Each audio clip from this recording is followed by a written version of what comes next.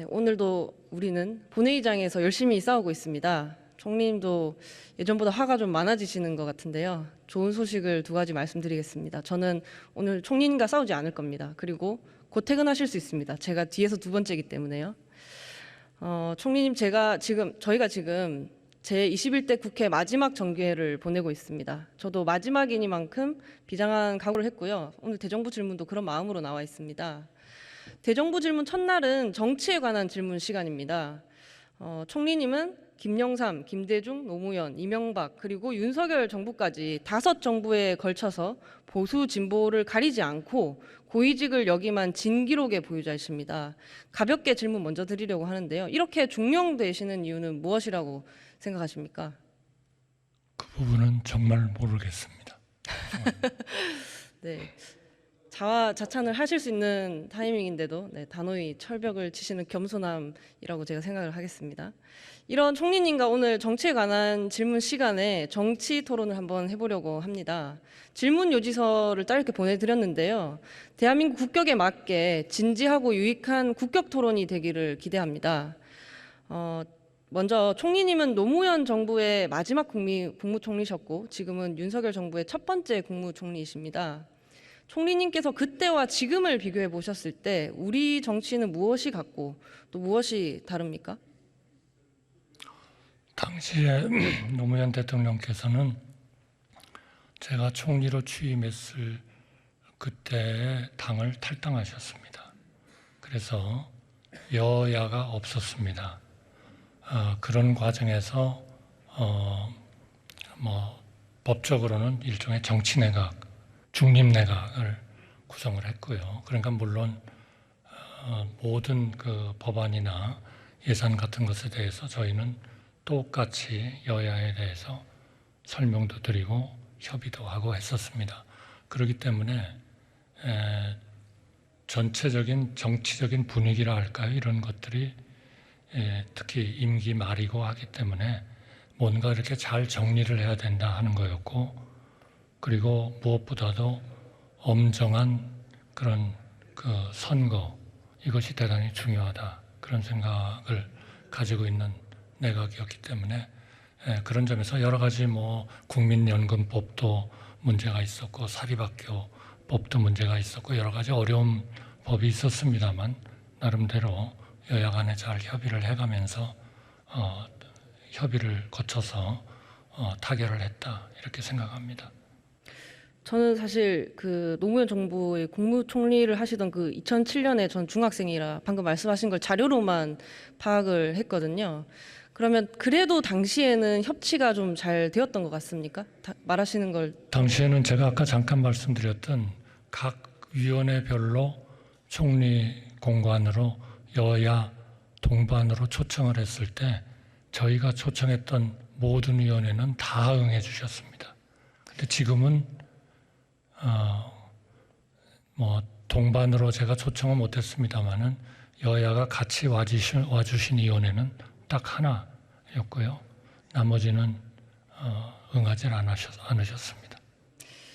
네, 지금 밥 한 번 먹는 것도 너무 대단한 일이 돼버린 지금이라서 지금 우리 정치가 과거보다 훨씬 좋아졌다라고 말하는 분은 전 거의 보지 못했습니다.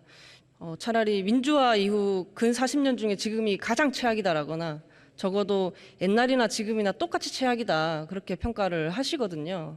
정치가 바뀌어야 대한민국이 바뀐다라는 말 저보다 많이 들어보셨을 텐데 전 고개가 갸우뚱해집니다.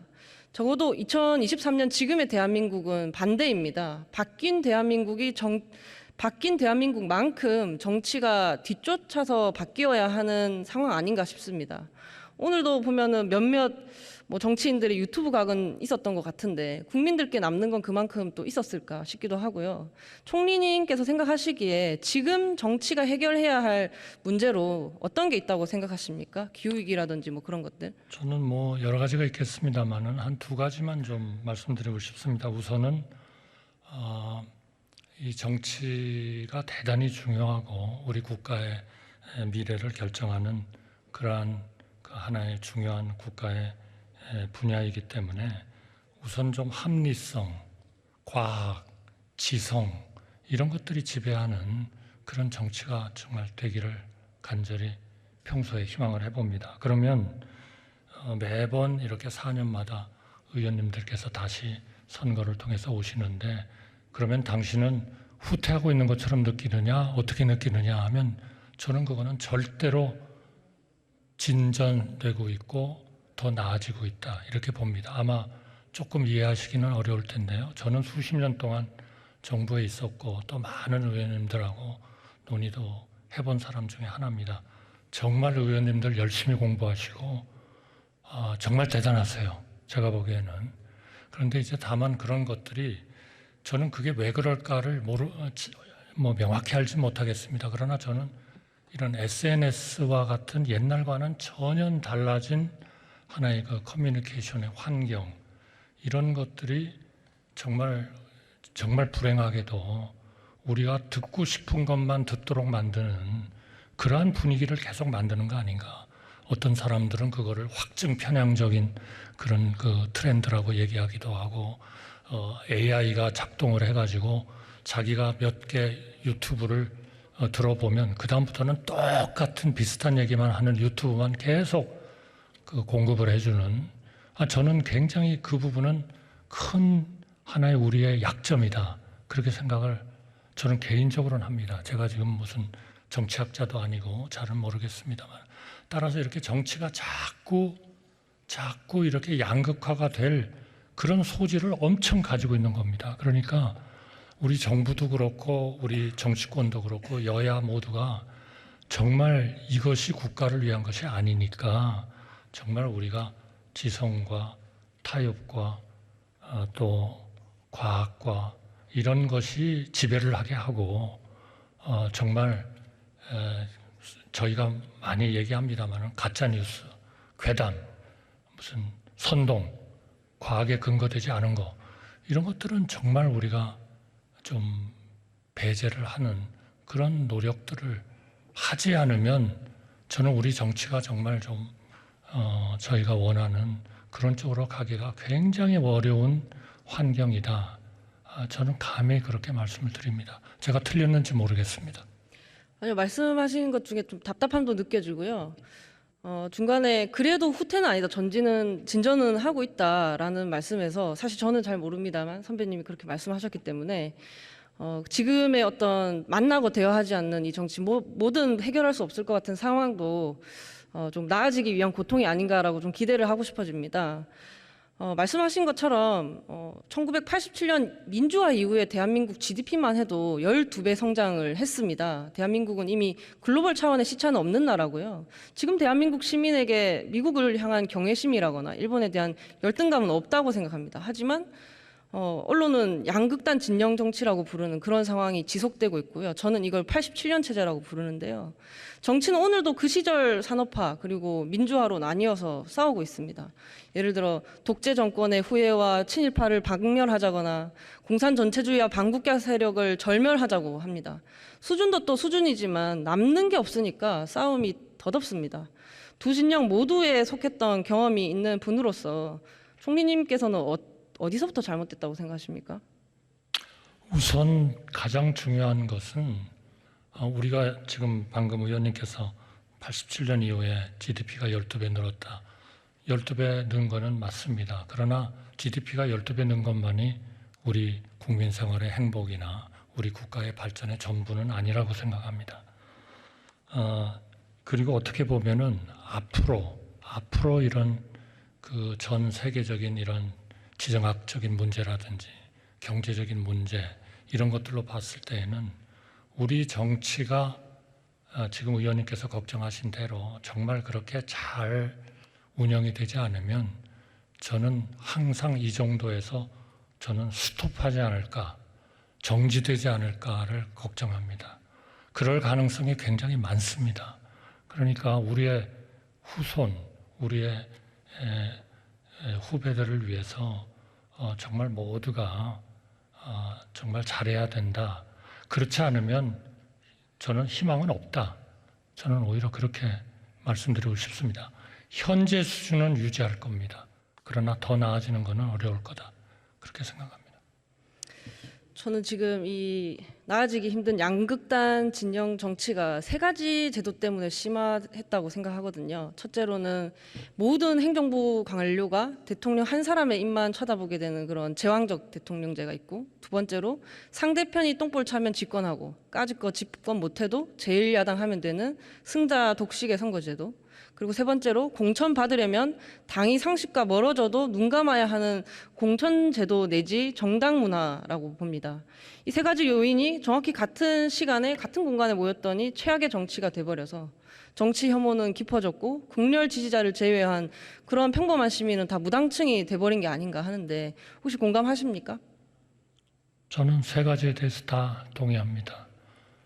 그래서 첫 번째, 소위 말하는 그 대통령의 권력 집중, 이 문제가 정말 집중이 됐다 이렇게 생각하지 않는 분도 꽤 있습니다만, 그러나 이런 문제의식이 있기 때문에 책임 총리제라든지 장관, 국무위원회 책임제라든지 이런 것들을 계속 그 행정에 반영하려고 노력을 하는 거 아닌가 싶습니다. 물론 그런 것들이 전체적으로 5년이라는 주어진 하나의 임기 내에 많은 하나의 국가를 변화시키고 개혁하고자 하는 그런 거에 미흡할지는 모르겠습니다만, 우리가 그러한 그 분권, 이것이 필요하다면 아마 우리가 10개를 이루고자 하는 것을 아마 한 7개만 이루는 것으로 만족해야 될지도 모르겠습니다.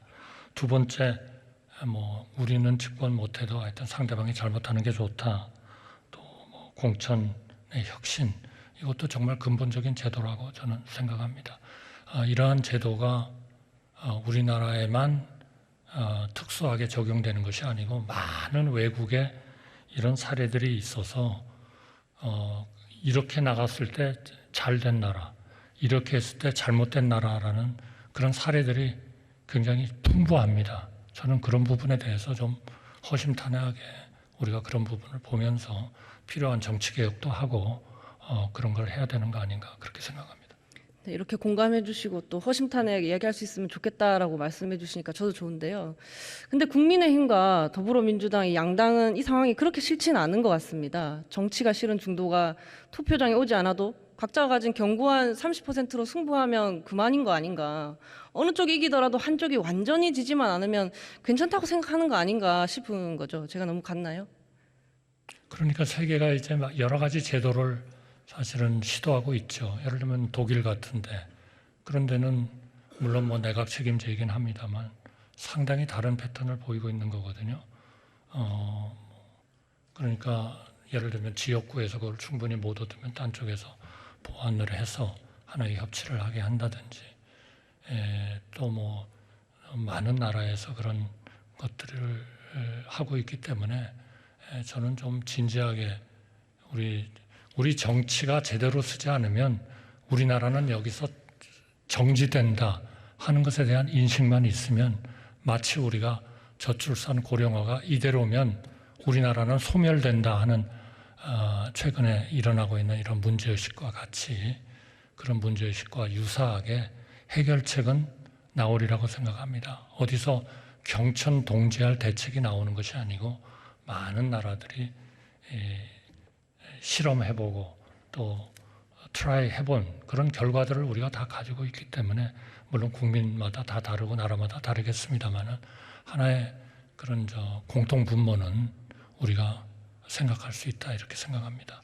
저는 그런 점에서 우리 의장님께서 여러 가지 굉장히 어렵지만 그런 시각에서도 뭔가 하여튼 우리 정치가 좀 더 국가의 발전과 매치될 수 있게 해주는 그런 역할을 하시는 데 대해서 저는 정말 깊은 존경의 마음을 가지고 있습니다.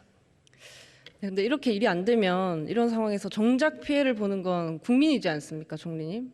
지금 경부인이 과거에 영어 이름을 뭘 썼고 조국 전 장관은 십자가에 못 박힌 예수고 김남국 의원은 억울하다는 그런 시민이 얼마나 되겠습니까? 그리고 또 문재인 전 대통령은 공산주의자고 민주당과 시민단체나 노조는 반국가 세력이고 홍범도 장군은 공산주의자니까 파묘해야 한다는 시민은 또 얼마나 있겠습니까? 이런 분들을 제외한 나머지 평범한 시민이 전 지금 이 양극단 진영 정치의 피해자라고 생각합니다. 도저히 자기의 대표를 찾지 못한 그런 시민들이라고 생각하는데요. 저는 우리 정치가 이분들에게 다가가려면, 정치가 내 삶에 도움이 된다라고 느낄 수 있게 하려면, 다소 좀 갑작스러운 얘기지만 2분밖에 남지 않아서 대통령께서 이재명 대표를 만나야 한다고 생각합니다. 이 의견은 어떻게 생각하십니까?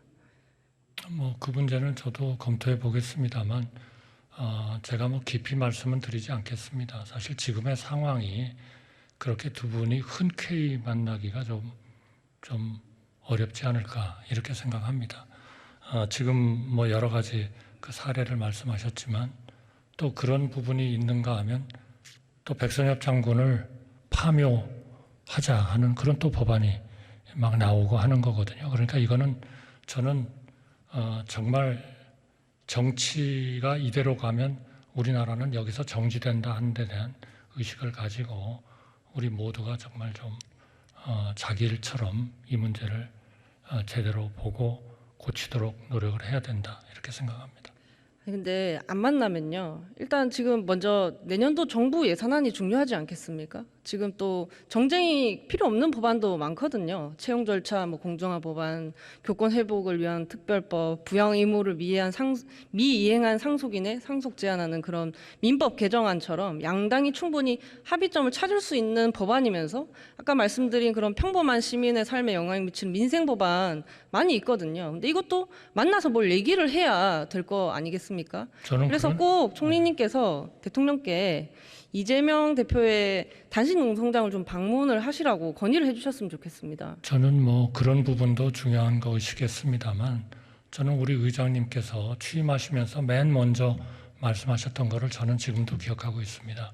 정말 여야 중진 회의를 만들어서 거기에 위원회의 간사들도 참여하고 관계 장관들도 참여하고 그래가지고 정말 법안이나 예산에 대해서 진짜 허심탄회한 토론을 해서 문제를 해결해 보자 하는 그런 것들에 대한 우리의 그 동의와 노력도 저는 굉장히 좋은 아이디어라고 생각하고요. 그런 것을 하신다면 저희 정부나 저를 포함해서 기꺼이 그런 거에 참여하겠다 하는 말씀을 드리겠습니다. 네, 좀 많이 답답해서 그러는데요. 또 감히 또 한 말씀만 더 드리고 싶습니다. 최초의 유색인종 대통령인 미국의 오바마 전 대통령, 임기 8년간 의료보험 개혁을 했고요. 성공한 대통령이 됐습니다. 또 16년 집권 기간 동안 독일의 메르켈 전 총리는 금융위기 극복 그리고 에너지 정책 재수립에 집중을 했고요. 존경받는 지도자가 됐습니다. 저는 지금 윤석열 대통령께서 좀 실체도 좀 불분명한 공산 전체주의 세력과 싸워도 이길 수 없고 이긴다고 성공한 대통령이 될 수도 없다고 생각합니다. 대통령께서 나쁜 제도를 개혁하고 또 좋은 정책을 집행하실 수 있도록 보좌를 해주셨으면 좋겠고요. 그러려면 이곳의 다수당인 더불어민주당과는 당연히 협치를 해야 하는 거고요. 비교섭단체 뭉개면 안 되는 거고요. 대화하고 타협하고 갈등을 조율해야 합니다. 힘을 좀 써주십시오. 노력을 하겠고요. 다만 이제 의원님도 지금 이제 마지막에 앞에서 허심탄회한 논의는 굉장히 저는 진지하고 좋았다고 생각하는데 마지막에 정리하시는 걸 보니까 모두 지금 여당만 공격하는 것처럼 들려서 제가 좀 바로 그런 자세를 우리가 좀 바꿔야 되는 거 아닌가 하는 생각이고요. 오바마 대통령 말씀을 하셨으니까 제가 오바마 대통령 취임하실 때부터 한 3년간 제가 주미 대사로서 근무를 했습니다. 훌륭한 업적을 세우셨습니다. 그런데 2년 지나서 중간 선거에서 공화당이 약진을 하면서 그 다음부터 오바마 대통령은 아무것도 못했습니다. 그만큼 정치가 중요하다 하는 말씀을 드리고 싶습니다. 어릴 때 동생이랑 싸우면 그래도 누나가 잘해야지라는 말을 들었는데요. 오늘 대정부 질문이기도 하고 또 여당이니까 이런 말씀을 드린다는 점 알아주셨으면 좋겠고요. 네, 들어가셔도 좋습니다. 감사합니다.